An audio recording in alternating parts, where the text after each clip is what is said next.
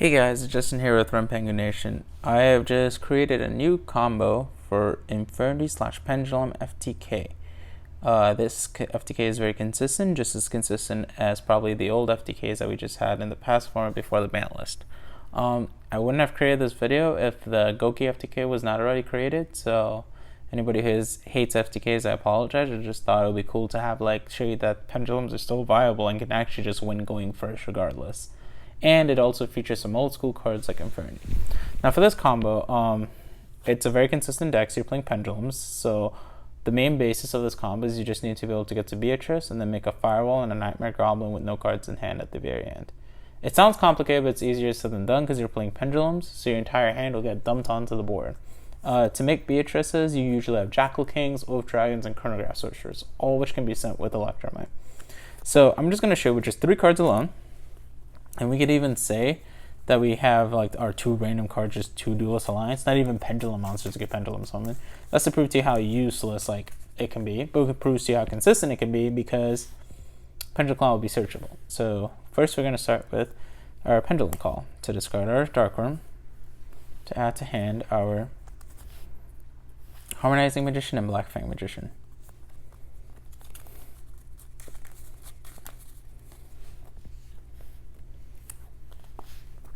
Then we're going to use Darkworm's ability to special summon himself to add to hand 0 scale.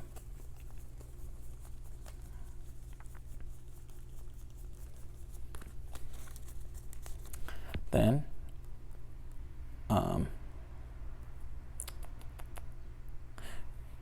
we are going to normal summon our random pendulum that we had that can be normal summon. Could also be Chronograph Sorcerer to pop himself, doesn't matter. Cerberus to special summon himself by popping Jackal.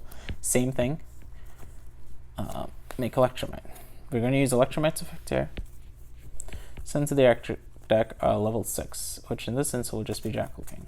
He's a generic good one because of his monster effect negation, and he's just a good one to have on the board versus Trickstars and other decks like that. Even though this is an FTK deck, it can still play out of hand traps and still establish a very good board. That's the cool thing about this deck and why this deck is actually really consistent. So we're going to scale 0 and 8 scale. We're not going to use Electromite's effects to pop. So sometimes you don't even have to use the effect to send if you already have legal targets. This is your hand. We're going to Pendulum Summon 3.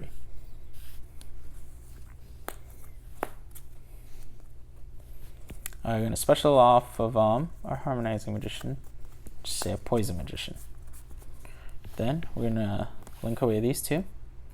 The poison will get banished, obviously, to make an Electromite.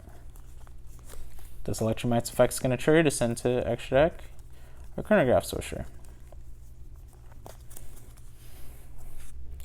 As I said, if you had other monsters, you can just pitch them, it doesn't matter. Now we're going to pop with Electromite. Tied to hand, Chronograph Sorcerer. Chainlink 2, effective Chronograph Sorcerer to special summon. Chainlink 1, draw card. So we just drew another Chronograph Sorcerer. This is irrelevant. Gonna make a Beatrice here.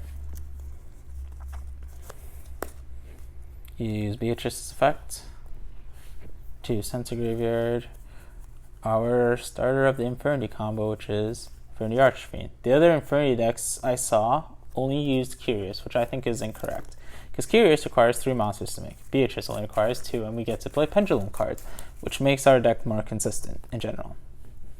So this is our board. I'm just going to scale our Chronograph to dump our hand and set our 2 Duelist Alliance. Now we have 0 cards in hand, which is what we want to be able to trigger our effects. We're going to send this off and this off to make Nightmare Goblin. Now, say for instance we drew a card that we couldn't get rid of at all. We could just use Nightmare Goblin to pitch it. So this is the beauty of it, complementing the Electromite draw, because Nightmare Goblin can just pitch the card. But for this instance, I'm showing you that we don't even need to use Nightmare Goblin's effect because it's going to be irrelevant.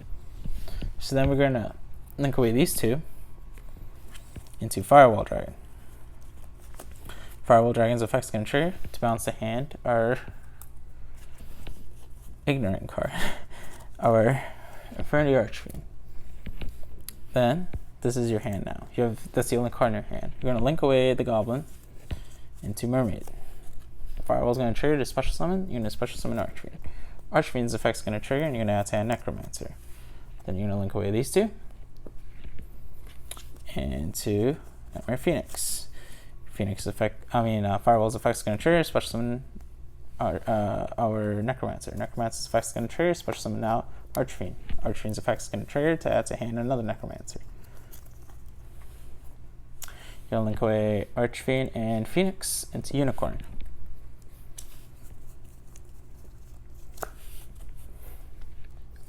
Firewall's going to trigger, special summon out our Necromancer. Necromancer is going to trigger, special back out our Archfiend. Archfiend is going to trigger here to add our Infernity Mirage. People like to ask me what happens if you hard draw Mirage. Well, you can just allure this guy away, make Leviator later on in the combo, or you can just simply normal summon him or pendulum summon him because he's at level 1 and 0 scale is a 0 scale. So he's actually pendable. It's not even that bad to even open him. If you open a Necromancer ever, you can just pendulum summon out Necromancer in the combo and you don't even have to use the Firewall to bounce the Archfiend because Necromancer will bring it back. And that way you have a Firewall bounce still. So the only card in your hand right now is a Mirage. You're going to overlay these two cards into MX Saber Invoker. Going to use Invoker's effect to special summon our win condition, which is going to be Amazoness Archer. Then you're going to use Amazoness Archer's effect to send off Invoker and Archfiend to burn for 1200. I'm going to use this die to keep track of how many times I'm going to burn my opponent. Once I'm finished with the die, once it hits 7, that'll be 8,400 points of damage, which is game. So I burned them one time. Firewall is going to trigger, special summon now a Mirage. Mirage effect is going to trigger, tribute itself, special summon out 2 Necromancers. Necromancer 1 is going to use this effect, special summon out for the Archfiend. Archfiend's effect is going to trigger to add to our hand for a new launcher. I'm going to set our launcher. Yes, our back row is full, but as I said, you can just pitch random cards out of your hand with the Nightmare cards when you had needed to get rid of cards. We could have used Unicorn's effect like at some point if we wanted to. Like we had ways to dump our hand. Mainly Goblin was the main way to dump our hand, so our back row would never be full. So now we're going to burn a second time. Then we use Necromancer again to bring back Archfiend. Archfiend is not going to trigger. Then we're going to use Archer again for a third time. This is burning for 3 times. Then we're going to use Infernity Launcher. Launcher's effect is going to trigger to special summon back out 2 Necromancers. Necromancer 1 is going to use this effect. Special summon Archfiend. Burn again. Now we're at 4. So they've taken 4,800 points of damage. Necromancer is going to trigger here. Special summon out Archfiend. Archfiend is going to use its effect now. You have to only use it on the last special summon because you cannot afford to have cards in your hand to trigger the Infernity effects. Now you're going to burn 5.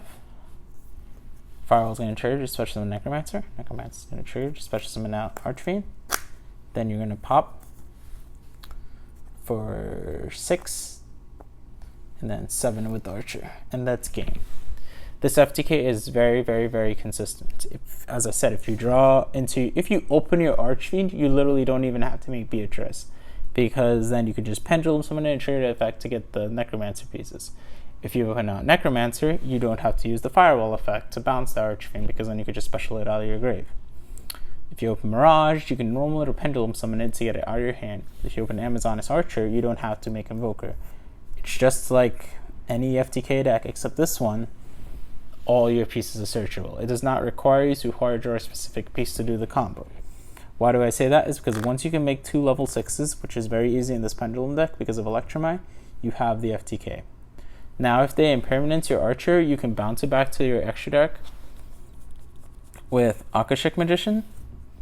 You bounce it back to your hand with Akashic Magician, so you'd make it above here, pressure it back in your hand, and then your Firewall is going to get it back out.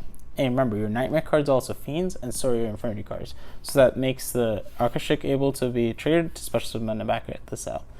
9 out of 10 times, they're going to try and hand trap you in your Magician cards. So it doesn't matter, and then you can push through it, as I said, because you saw when we used the Electromite's effect. We didn't even use the pop effect until later on.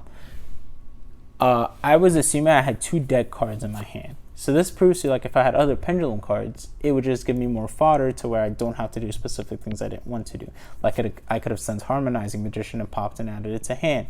I didn't need to use Pendulum Call, as long as I could have gotten to 2 level 6s. because I would always have an extra monster because Electrum would pop special the monster. This video is brought to you by Justin for Rampengu Nation, and I hope you guys have a fun nationals with this FTK. Oh yeah, one more thing. If you were to ever get Drill Lockbird, I play Call by the Grave, so I can stop that, but you can still end your board with FA Dragster or Abyss Dweller. So that way now, you still have an established board versus Goki, which is still really strong. And I think this deck is very consistent, and I just didn't think people thought to use the Infernity cards as a smaller engine and make the Magician cards as a bigger engine. Well, see you guys.